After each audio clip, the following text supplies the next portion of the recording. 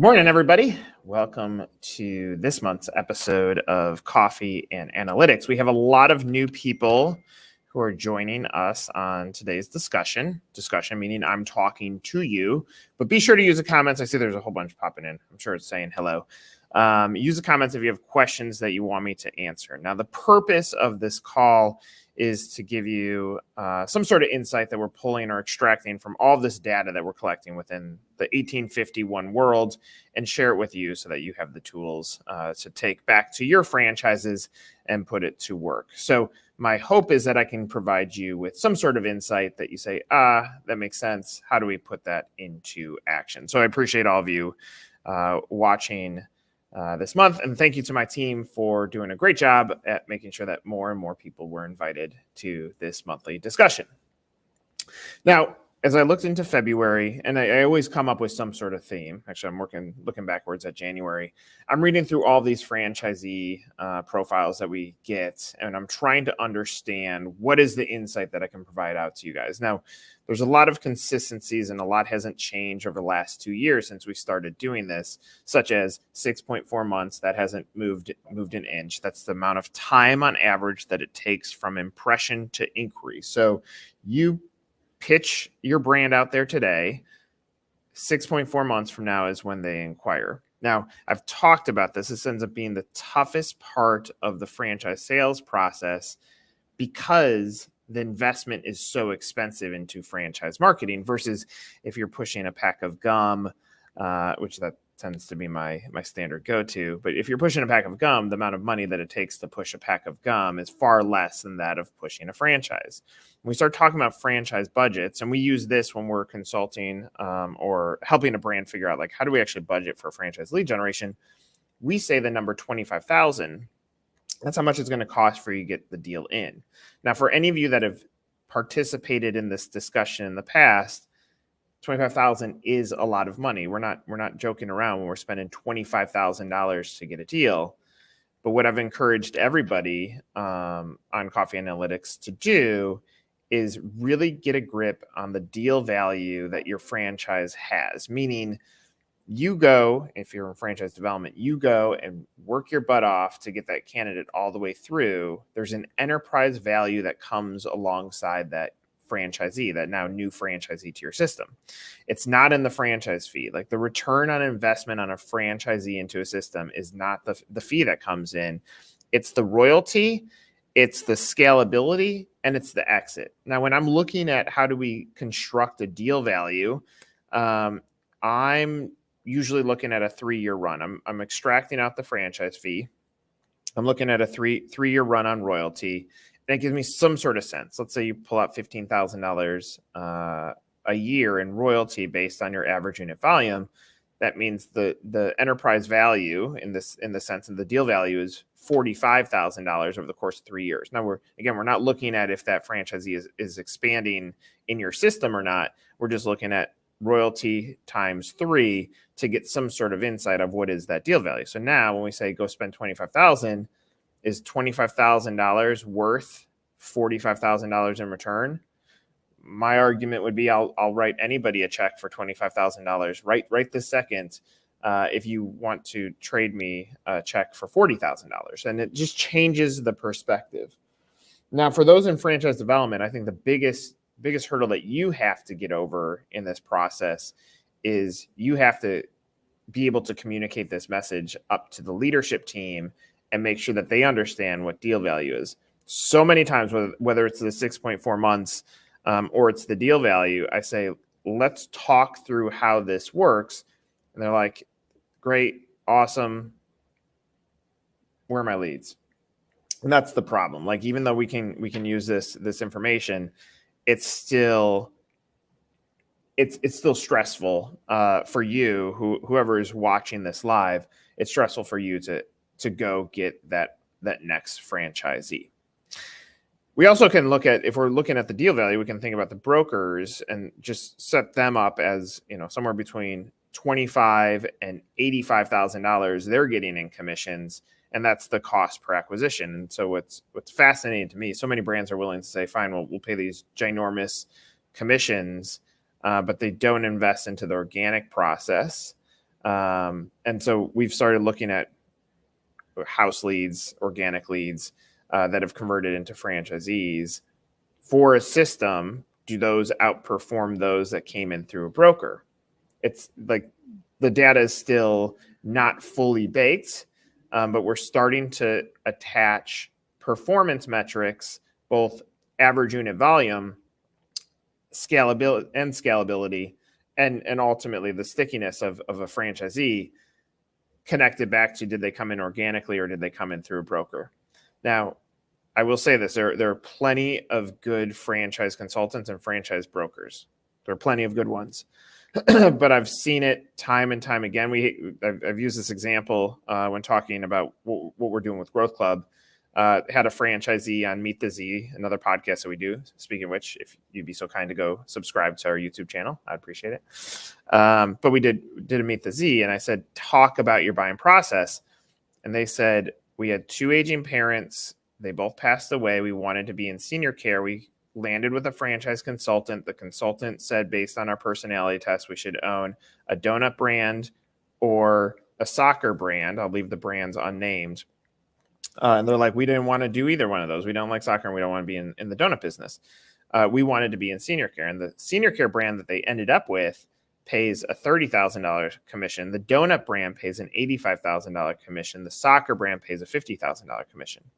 And so if we're leading the witness based on how much we get paid in a commission structure, then ultimately we may not be setting up that franchisee for the ultimate success, which is they want more time with their family. They want to build wealth. And are they scaling, and are they a high performer within your franchise network? I think we get caught up in the whole sense of franchise sales, and we get stuck trying to sell deals. But I think that the best in franchising talk about the development of candidates. And so when we goal set, I totally understand the purpose of goal setting. I do it too. But when we goal set and we come up with these numbers of deals that we want to hit, I would challenge all of you to think about a different way of looking at it and say, well, where do we want these franchisees to get to from a top line standpoint? What will that mean to us in royalty, and what will that do to the impact or the enterprise value of our business? I've seen tremendous brands, and I've called them out on this before, but Slim Chickens, I vividly remember being in a room with the founders. I said, talk about what winning is. And they said, we just want 25 franchisees who each own 5 units. And so they weren't attaching like, we have to go sell this many franchises in the next year. It was like, let's let this thing grow organically and not be overly pressured to go sell deals. And so it's a whole mindset shift, and I don't expect it to happen overnight. But I'm starting with these opening statements of where are we at and how are things working, because now my February note, which you can read on 1851, or it was attached to this email if you received an invite to this, or you could probably just Google it, Coffee and Analytics February note, and you'll be able to see it. So the buckets I hyper focus in this month, and really the overarching umbrella, was what does the sales process look like? And we think about what we're asking someone to do. They've filled out a form on our website. We do maybe 2 or 3 phone calls with them. They may come for a discovery day. And then we say, hey, write us a check, your life savings into this business that you have little to no control over, to someone that you've met one time and you've had a few phone conversations with. So you're asking someone to get married very, very quickly without really dating them for that much time because of the way that the sales process is built. And so we start thinking about, how can we best impact them, build trust and confidence with the candidate, whether they've come through a broker, they've come organically, show them the pathway to winning, make sure their visions are aligned with ours, that they are thinking about scale within our franchise organization, because a franchisee that owns 3 is going to be much more impactful to you from a royalty and operational capital standpoint than a franchisee that owns 1 that is struggling, that is complaining. Like, we know this, so we got to think through, how do we get them here? So the buckets that we focus on are qualification and automation. Could we add a few more questions to understanding what kind of information is a candidate looking for in the sales process? And then the big one, which is, if any of you watched me do my Meet the Zor podcast, the big one that I'm hyper focused on is education. Like, are we educating the candidate? So first, the qualification and automation. I write in my note that in franchising, we tend to be behind the curve of innovation, like a new idea, AI. I mean, AI has been going around for a while. Now it's heating up in franchising, like everybody's talking about this term AI. The evolution of the franchise development website to say the experience should be different for the franchise buyer than the consumer. And so I started thinking about, like, how do we bring innovation, what's happening with innovation and automation from a qualification standpoint, and bring it into today's world. So I'm going to call out Brent at Raintree. He's done some really cool things with building a quiz into his process of qualifying the candidate. So let's just use that as a model of potential innovation that you could add to the qualification form. So if the idea is you want that candidate, when the candidate has filled out the form on your website, to be a little bit more qualified, so that when you get on a video or a phone with them, it's question and answer, you're helping to facilitate their decision to buy a franchise, then what can we do to get more information? So I've landed on websites where the form is enormous, like there's a million different questions. I've landed on a website where the form is very short, like name and email address. I don't know if either one is a best practice or not, because it's so much built on the timing of the candidate. If the candidate doesn't want to talk to you right now, they're not going to talk to you right now. You could ask for a billion things or one thing. I think about my own process. I freaking hate when it says, get this free report. And you fill out the question that says, now give me your contact information and I'll give you this report. I'm like, well, wait a second. You told me that you were going to give me a free report. I filled out your questionnaire and I'm not getting it. And so you got to think through transparency and honesty in this process, so that you're not turning off the candidate when they're going through this. So the form of the quiz, it's 7 to 10 questions, not far different than a form, but saying, where do you want to grow? Why do you want to become a franchisee? How much capital do you have? And so it feels like you're working through a process to give the information, and therefore at the end of this turn is the ability to get on the phone. Now, in my opinion, I like the quiz format, and we're starting to test that out in our company to say, how can we evolve the form? But I also like the immediate call to action of, now go schedule a call. That way we can push them towards that discovery conversation. Like if they're like, look, I don't need to go through bells and whistles. I'm already there. Let's talk about what the business opportunity is, and let's make sure that it's sound for me.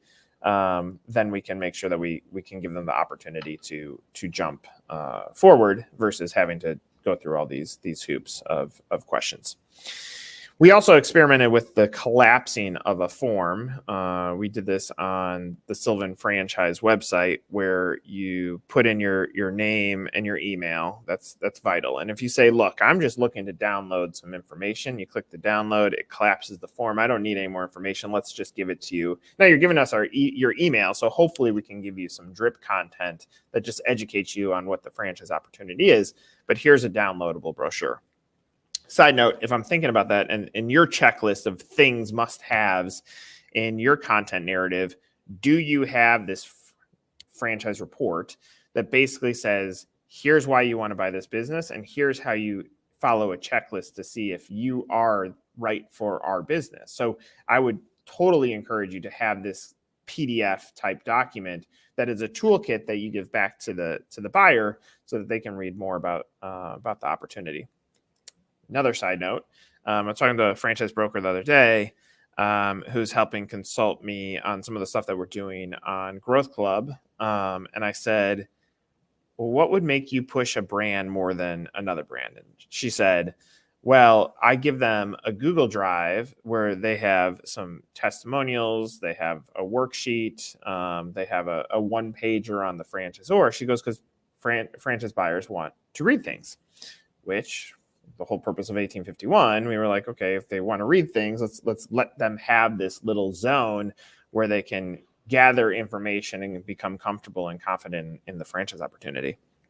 So I think about that, this like packet of information.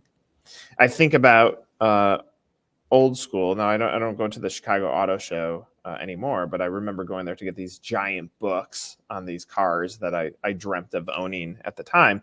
But it was basically the same thing. It's an information packet to give the buyer the tools to start making the decision if this car makes sense for themselves.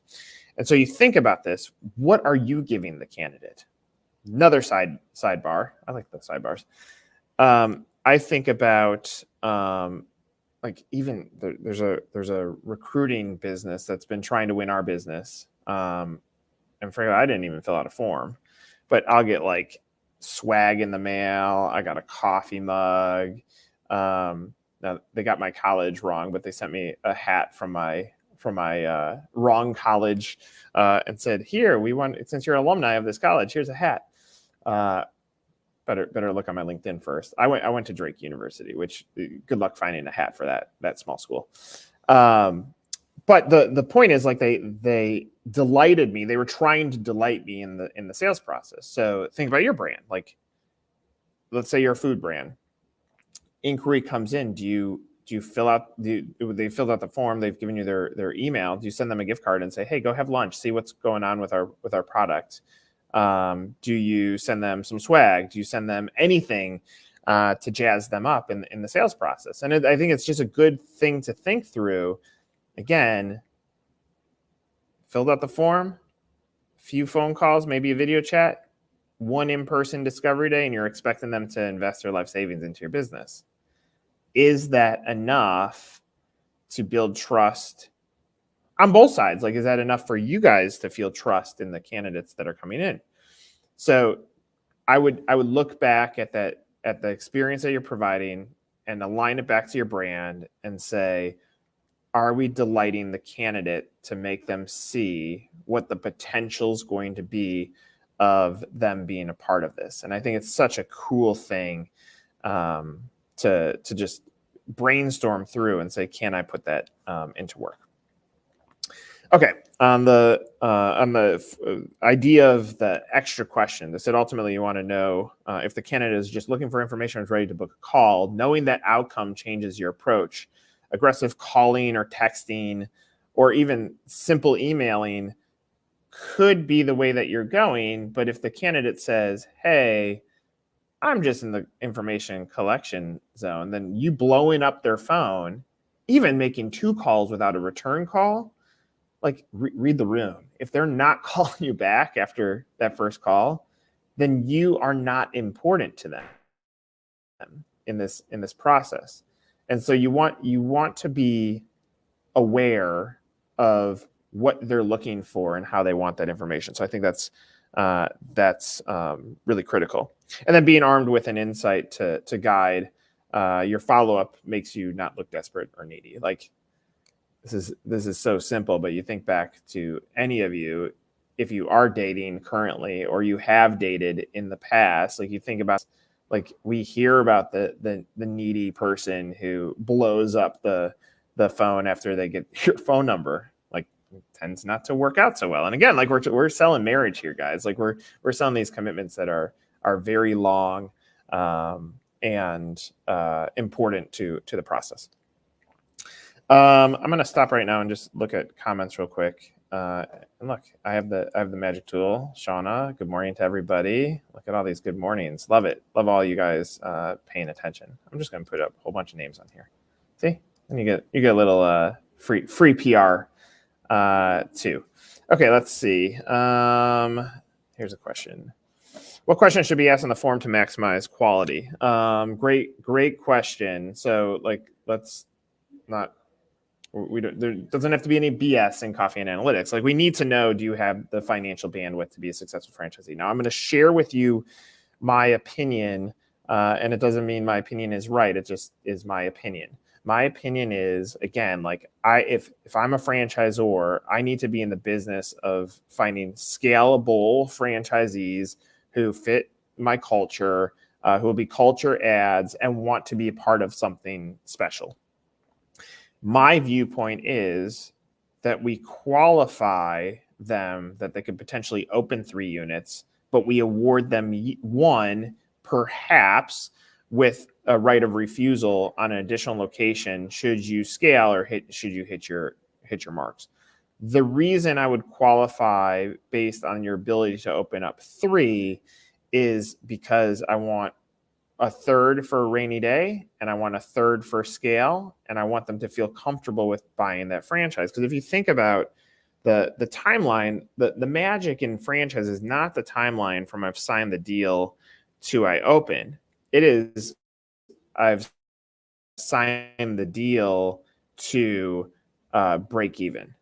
And so that's the magic number. Break even, not necessarily I've recouped my entire investment, but break even in that I'm no longer bleeding cash. And so let's say in your business, it's 3 months before the cash bleed stops, and it takes 9 months to get open. So you're talking about a year run. And so they've signed it, and now cash is going out and nothing's coming back. And even if you have a lot of money, bleeding cash creates angst, and angst creates the opportunity for toxic to enter. And so I qualify based on 3. So what questions? That was a very simple thing for me to go off on a tangent there, but what questions should you ask for them? Do you have this much cash without the help of the bank? I love a non-check mark box that says, why do you want to be in franchising? If you want to add one more of, what would make you move forward, or what would halt your decision-making process, I think that's good. And then just the basics, like the email, the phone. I would almost make phone optional. If they don't give you their phone number, that means they don't want you to call them. And then obviously what market they're trying to expand into. So it doesn't have to be as big. I've seen really, really in-depth questionnaires. It doesn't have to be that long. All right, here's another one. Jerome says, how would you get their personal information to send them swag in the inquiry stage? So obviously you're going to get their email, and think about this. Here's my secret. I always advise brands that email one after the form is filled, and to any candidates that watch this, sorry, it's just my process. I like email one to at the bottom say sent from my iPhone, so it feels personalized, even though it's usually templated. But you've received their email address. So now email one was like, hey, can we schedule a call? If they haven't responded, or if they did respond, say, hey, I would love to send you some swag. What's the best address to send it to you? Or I want to send you a gift card. What's the best email to send it to you? Like, give a little bit more of that human touch there, and you'll gain it. And if frankly, if they're not interested in getting the swag, they won't give it to you.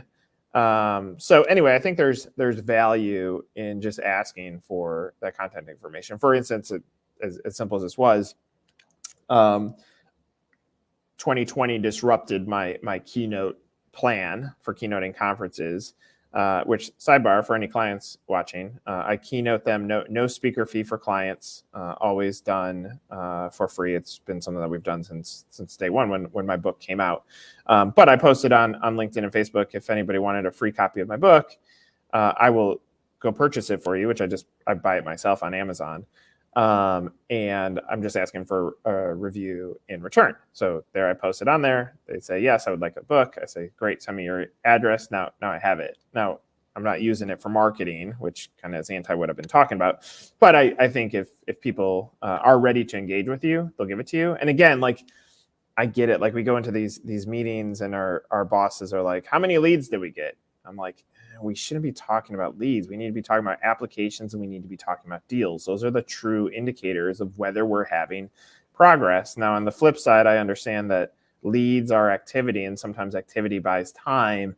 I wish that would change. Like, what is a lead? Like, someone that fills out a form is not a lead. They're not ready to talk with me. I want real people that are ready to talk with me. So hopefully that helps answer that question.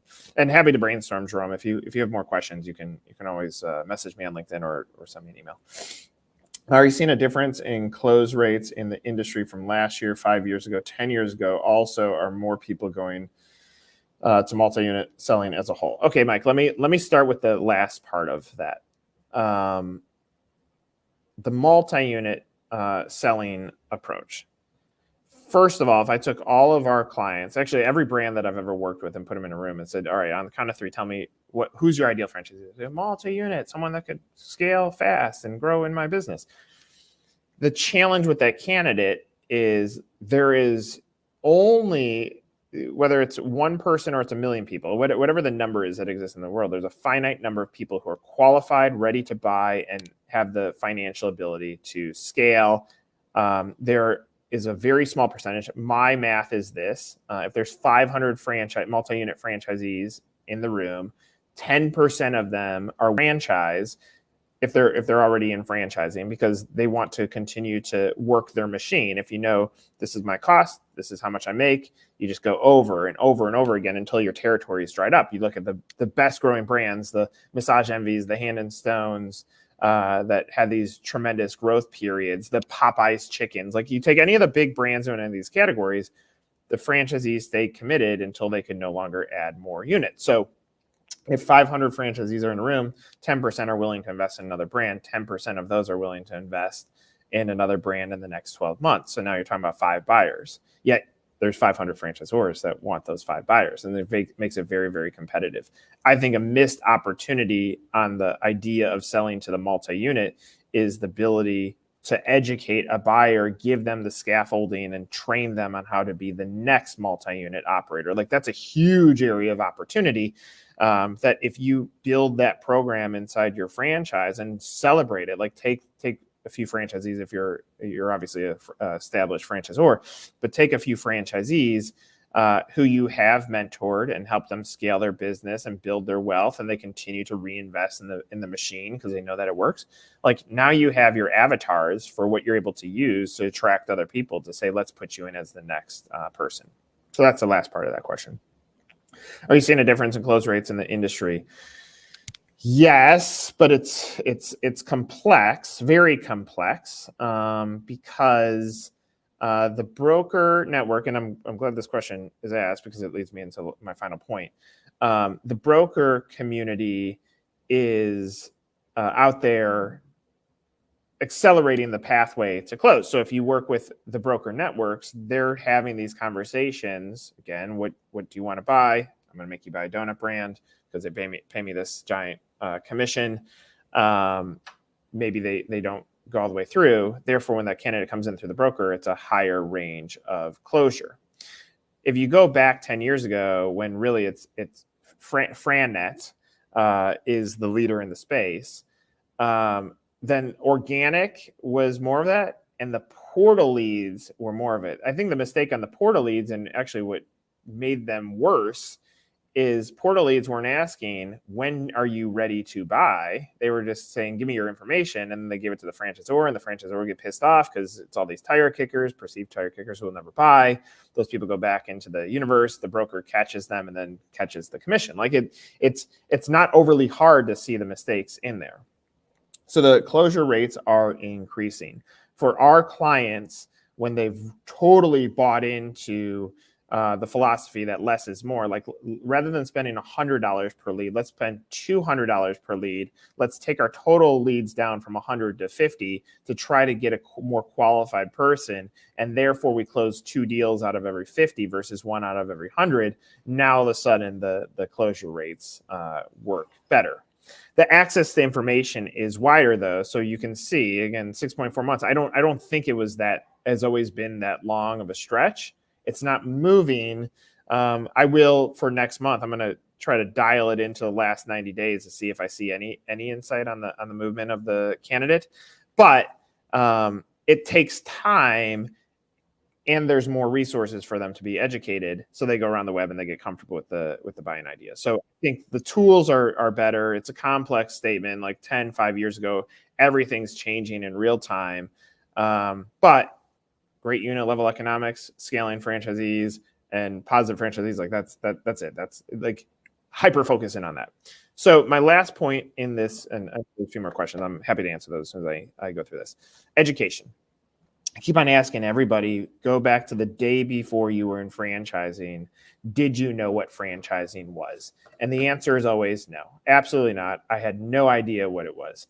Well, that insight is very important for you, because if I go to everybody that's on, there's 42 watching live on one of the streaming channels. If I go to every one of your websites, I would doubt you have anything that says, hey, before we talk about what our franchise opportunity is, let's educate you on what franchising is. And so what happens is now all these organic candidates may have learned about franchise opportunities by landing on your site, but they went back to the web. They landed with a franchise coach who would coach them for free, whole nother side topic. And they landed with this coach because the coach is going to take the time to educate them on what franchising is. You think about real estate, it's such a simple thing to look over and how it works. I work with an agent. My agent educates me on what the opportunities are. They educate me on what I can afford. They walk me through my home tours. It's the same thing.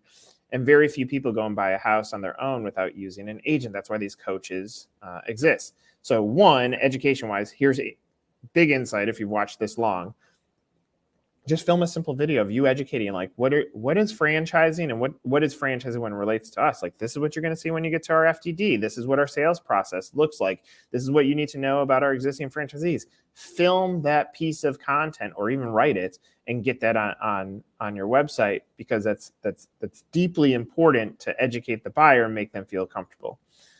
Second, and this is what I'm thinking through when it comes back to the forms, because I've been focusing on these forms. Set up a coaching call.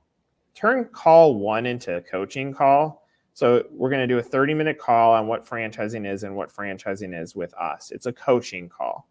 You start using that word coaching as a part of your sales process. Watch what's going to happen, because that's what every broker is doing. They're calling themselves coaches and consultants. Your team is franchise sales. Franchise coaching is much different. Coaching feels more authentic. And if you change the mindset of your team to really own that term coaching, you are coaches. Now the candidate is going to feel a little bit less intimidated in the process. And now you're building a relationship with them, just like a real estate agent. And so you think about buying a house. Some people buy one house in their lifetime, some buy 5. I buy a lot because I move around a lot. But I've always used that agent. And yet in franchising, we're not taking that beautiful insight and we're not cross-applying it back to our business. I saw another question pop up from Billy. Suppose we create and communicate, advertise a super clear linear process through which candidates walk before signing. How might having information impact the candidate? Tough one. So if you're a good business, and it is what it is, out of 4,000 brands, there's going to be a percentage of businesses that are just not great businesses. Then giving them all the information could turn them off. But I don't think that's a bad thing. Again, you need people that follow your vision, are not toxic, want to be a part of this journey. So when we sell people into this and later on we're like, God, that franchisee is a nightmare, we actually hurt our business in a much bigger way. So could the walking before running impact the candidate? Yes. Now I'm going to give you my other viewpoint on this. I think 7 or 8 steps to close, clear expectations that, 45 days from now, our expectation is you're with us in person for Discovery Day. What I think misses in the walking before the run is we don't set the expectations back to the candidate. We don't tell them how franchising works and what's going to happen over the next 45 days, and we leave it in the hands of the buyer to figure it out. And it's complex. Like, we all know this. So it might impact the bad ones positively, meaning it might actually help you get the right people in. Versus, have people that will be toxic, and later on you're like, a third of franchisees are bad. But we're not selling franchises here. We are facilitating the buyer, we're making them feel comfortable here. All of us should put ourselves in the shoes of a franchisee who's going to invest their life savings into this business that they don't control. It's just really tough. And if we put ourselves in those shoes and we encourage our leadership teams to have a little bit of empathy, that don't push us just to sell, let's really build a great business. Then when it comes time to exit the business, you will have done the right things and your valuation will skyrocket tremendously. And so again, like I hope all of you return next month when I do this again. I do these every month. I did this so that I could give some of my viewpoints back and hopefully have impact to anybody that's watching. Then obviously, primarily our clients. Like I do this so that our clients can have as much opportunity to win at franchising. We do believe everybody can win. Sometimes you just have to take a look backwards, make some tweaks, and then go back to market. Franchising doesn't have to sell Jan 1 to December 31st. We could stretch it out and we can do the right things and we can continue to work on our businesses to be great. So appreciate all of you. Thanks for sticking with me for 6 minutes over time. I hope you have a wonderful weekend. Hope to see you guys soon. This is Coffee and Analytics. Take care, everybody.